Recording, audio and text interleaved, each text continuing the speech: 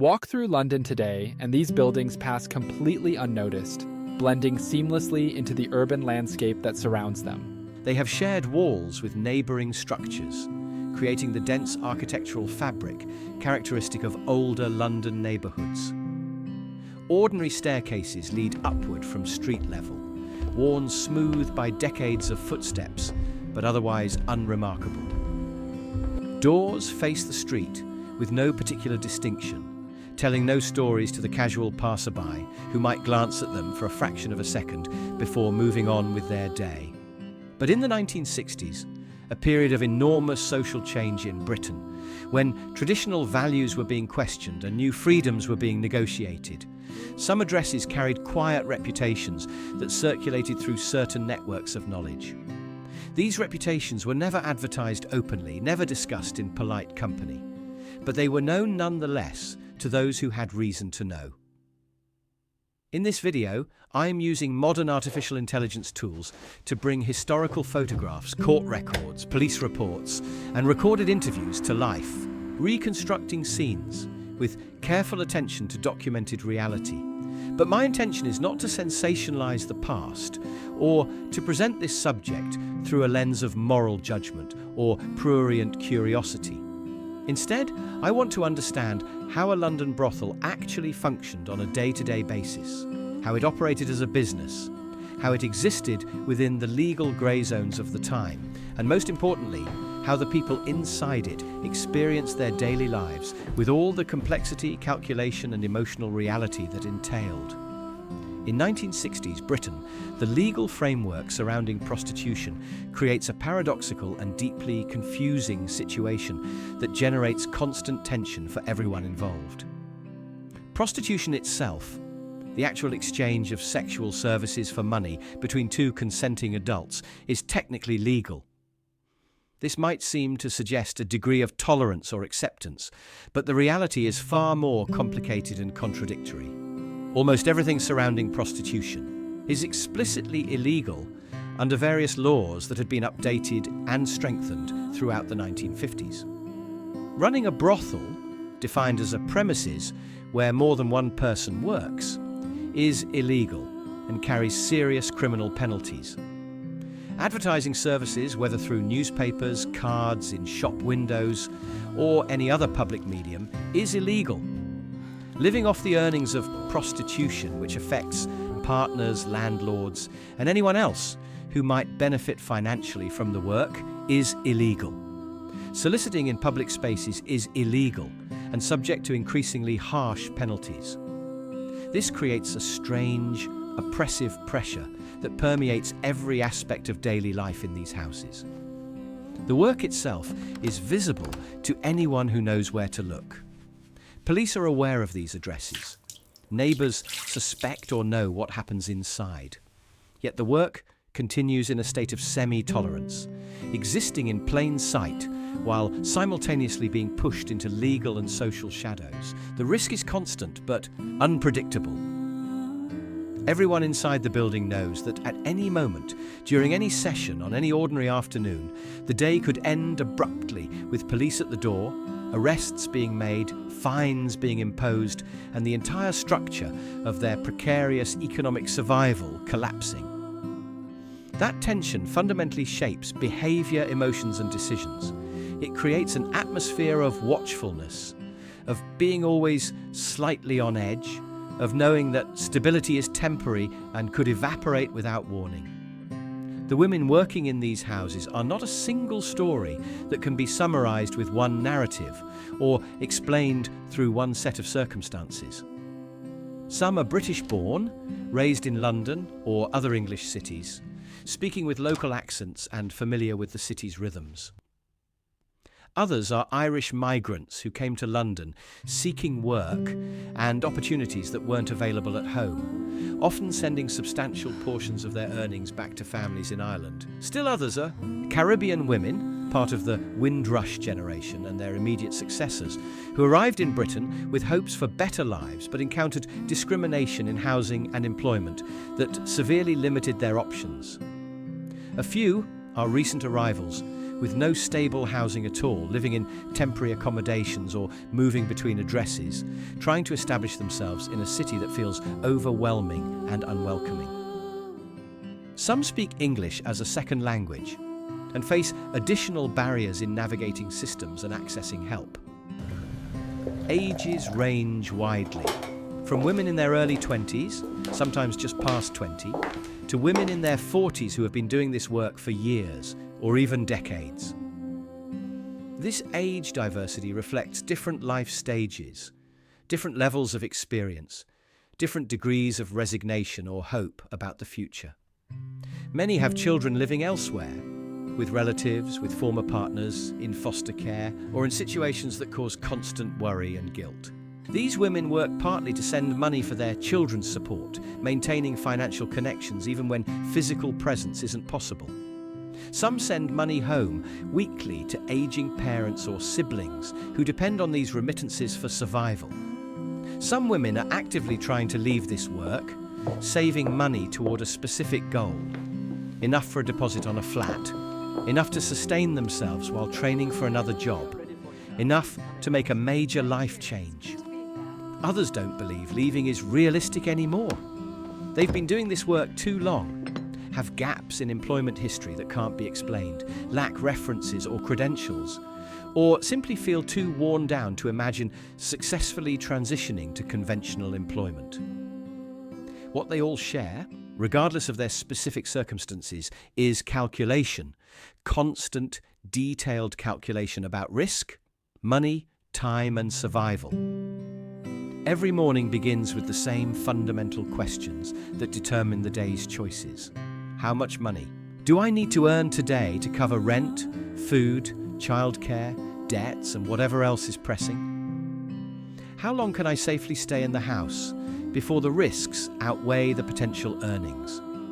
What specific risks am I willing to take today, and which ones do I absolutely need to avoid? Emotionally, the experience of this work is profoundly uneven, varying not just between different women, but for the same woman, from day to day or even hour to hour. Some women describe achieving a state of detachment, a psychological disconnection that allows them to treat time as a commodity being sold while maintaining emotional distance from what's actually happening during that time. This detachment is sometimes described as a survival mechanism, a way of protecting the core self from the repetitive intimacy that isn't intimate at all. It's a skill that some develop more successfully than others, and one that can feel like protection or like a disturbing loss of connection to one's own experience. Others feel acute anxiety before each client arrives, a tightening in the chest, an acceleration of heartbeat, a sense of waiting for something unpleasant or uncertain to begin. This anxiety doesn't necessarily diminish with experience. For some women, it intensifies over time as cumulative exposure wears down their emotional resilience. Relief, when it comes, often arrives between clients rather than during sessions. Those in-between moments, counting money with careful attention to each note and coin, smoking quietly by a window and watching the street below, sharing brief conversation with another woman about trivial topics that provide temporary escape from the reality of the work, become islands of relative calm in a day structured around controlled intimacy with strangers. There is camaraderie among women, working in the same house, genuine moments of solidarity and mutual support. Women warn each other about particular clients who are dangerous or difficult. They share practical knowledge about managing risks. They offer cigarettes, small loans, sympathetic listening when someone is having a particularly hard day, but trust is always limited by the fundamental precariousness of everyone's situation. Everyone knows how quickly circumstances can change, how one woman's decision to cooperate with police or to leave suddenly can affect everyone else.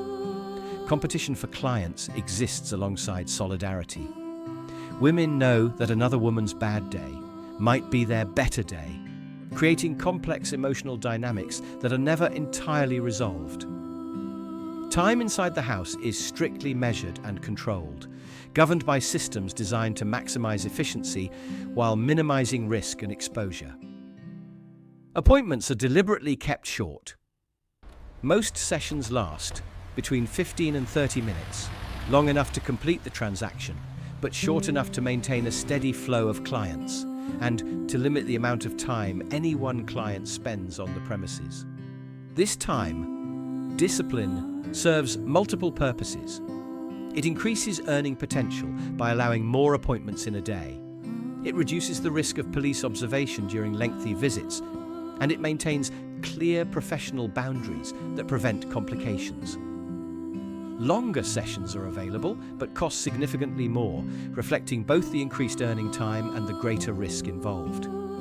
Extended time means more exposure, more chance of something going wrong, more emotional labor in maintaining appropriate demeanor for an extended period. A bell or a knock signals transitions between clients, a system of communication that allows the house to function with coordinated timing. When one appointment ends, the woman has a brief period to prepare before the next client arrives. No lingering is permitted after the paid time expires. No improvisation or deviation from established patterns is welcome, because predictability equals safety and efficiency. The goal driving this entire structure is a specific form of efficiency that balances multiple competing demands. See enough clients to make the day financially worthwhile, avoid attracting attention from neighbours or police through excessive traffic or noise, and leave the premises before exhaustion sets in or before some unpredictable trouble develops. This means women are constantly calculating optimal exit points throughout the day. Stay too long, and fatigue makes everything harder. Judgment becomes impaired. The risk of making mistakes increases. Leave too early, and the day's earnings might not be sufficient. Finding that balance requires experience and constant reassessment based on how the day is actually unfolding versus how it was expected to unfold. Payment is always upfront, collected before any services are provided, establishing the purely transactional nature of the encounter from the very beginning. In the mid-1960s, the pricing structure reflects both the underground nature of the work and the economic realities of the time. Short session, 15 to 20 minutes, might cost between $2 and $5 depending on the specific house, the woman's experience or appearance, and the nature of services requested. Longer sessions could rise to $10 or more, representing a significant sum. To put these figures in context and understand what this money meant in terms of actual purchasing power, $2 to $5 could equal a full day's wage for a working class man employed in manual labor, factory work, or service positions. For women, whose wages were systematically lower across all sectors, this might represent several days' worth of conventional employment earnings. These same amounts could cover several days' rent for a woman living in modest accommodation, or purchase a week's worth of basic groceries for a small household. However, the woman doing the work doesn't keep all of this money. The economic structure of brothel work involves multiple layers of extraction. The house itself takes a cut, typically a substantial percentage, sometimes as much as 50% or more, in exchange for providing the premises, maintaining some degree of security, and handling coordination. The madam who manages the house takes her cut, justified by her role in running the operation, dealing with clients and managing risk. Sometimes additional bribes must be paid to landlords who look the other way, to local police who might otherwise cause problems, to various other people whose cooperation or silence is necessary for the operation to continue. What remains after all these deductions determines whether today was worth the emotional labor, physical discomfort, and risk involved. A day that looked financially promising in the morning might yield disappointingly little actual take-home money after all the cuts and costs are accounted for. This creates constant pressure to work more hours, see more clients, accept greater risks, a treadmill of calculation that never quite leads to financial security.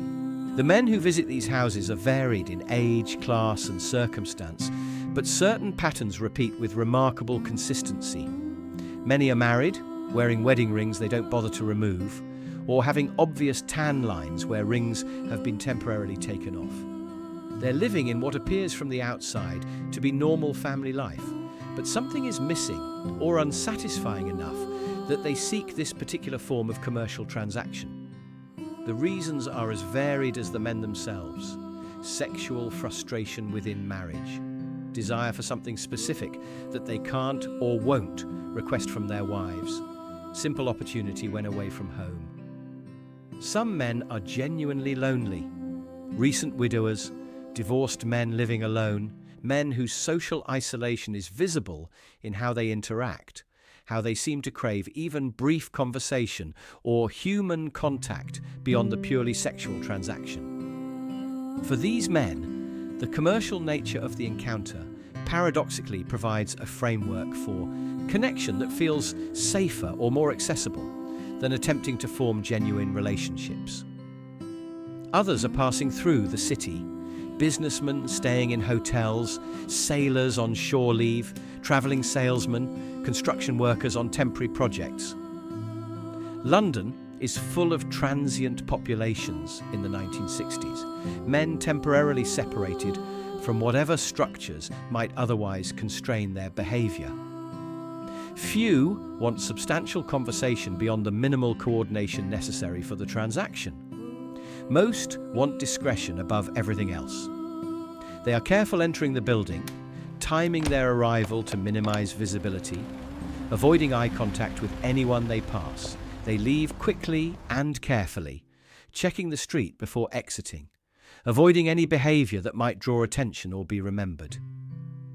Time matters to them too, though for different reasons than it matters to the women.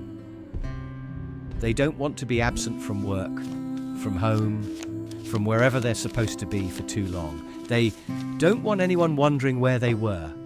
They don't want complications, phone calls, follow-up contact, any thread that might connect this transaction to the rest of their lives. For many men, this isn't primarily about desire in any romantic or passionate sense. It's about control, the ability to purchase a specific experience with predictable parameters. It's about routine, something they do regularly without emotional investment. It's about escape, temporary removal from responsibilities, and the presentation of self required in other contexts. The fundamental power imbalance in this situation becomes most visible when something goes wrong, when authority intervenes, when the carefully maintained pretense of mutual transaction breaks down. The risk is never shared equally between women and men. If police arrive and raid the premises, something that happens periodically, sometimes as a result of neighbourhood complaints, sometimes as part of periodic enforcement campaigns, sometimes for reasons that are never entirely clear, the consequences fall overwhelmingly on women. Men usually leave quickly if there's any warning of police presence. If they're actually caught on premises, they might be questioned, but they're rarely arrested or charged with any offence. Their identities often aren't recorded. They're treated as incidental to the real target of enforcement, which is the house and the women working there. Women, by contrast, face immediate arrest, fines that they often can't pay without taking on debt, criminal records that will follow them and create barriers to any future conventional employment, and potential imprisonment for repeated offences. The legal system, despite the supposed legality of prostitution itself, treats women as the primary criminals in this transaction. Violence from clients is a persistent risk that rarely gets reported to police for obvious reasons.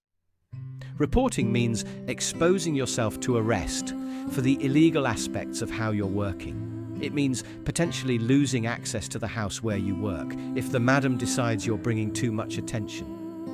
It means engaging with police who often treat prostitute women with contempt or disbelief. So violence gets managed internally when possible. Warnings shared between women. Certain men being banned from specific houses. Strategies developed for minimizing risk, but these protections are imperfect and depend entirely on informal networks rather than any official protection. Leaving the house means losing immediate income and potentially losing your place entirely if someone else fills your spot.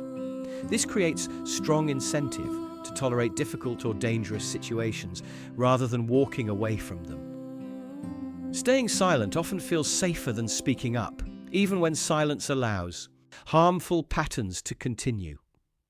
Fear becomes background noise in this environment, not constant panic that would be unsustainable, but constant awareness of vulnerability, constant calculation of risk, constant knowledge that protection is limited and help might not come if things go badly wrong. By evening, as natural light fades and the working day draws toward its close, the house begins to empty in a reversal of morning's arrival patterns. Makeup comes off in front of small mirrors, revealing tired faces. The careful presentation maintained throughout the day, the mask that helps create psychological distance from the work, is removed along with the cosmetics. This removal is often described as one of the small reliefs of ending a shift, a return to something more recognizable as self. Money is counted carefully, often multiple times, separating out what must be paid for the house and what can be kept. This counting is done with intense focus, because every pound and shilling matters, because mistakes in accounting can lead to disputes or accusations. The final tally determines whether today was successful or disappointing, whether tomorrow needs to be the same, or longer, or riskier to make up shortfalls. Feet ache from hours spent in heels or from simply being on them all day. Bodies are tired in ways that aren't just physical fatigue, a deeper tiredness that comes from maintaining constant vigilance, from performing a role, from managing fear and discomfort for hours at a time. Some women leave together, finding safety and companionship in shared departure. They might stop at a pub briefly, sit together on the bus, walk part of the way home together. This shared ending of the day provides transition space between work life and whatever awaits at home. Others leave alone, preferring or needing to keep these worlds entirely separate. They change clothes, alter their appearance, step back into whatever other identity they maintain in their neighborhoods or families. There is no sense of closure in any meaningful sense. No feeling that anything has been completed or resolved. Just calculation about tomorrow, whether to come back, what time to arrive, what will need to be earned, what risks will need to be balanced. The cycle continues.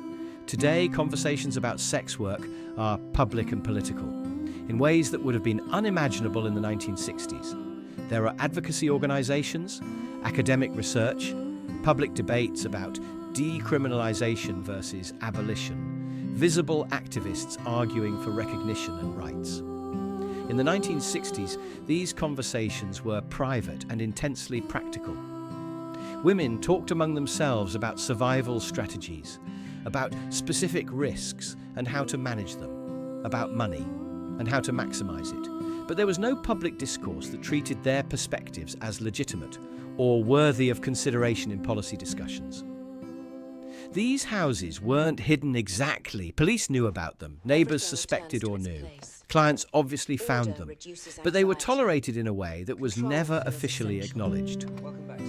Part of the city's informal economy, meeting demand that existed regardless of moral disapproval, but never admitted as a legitimate part of how the city actually functioned.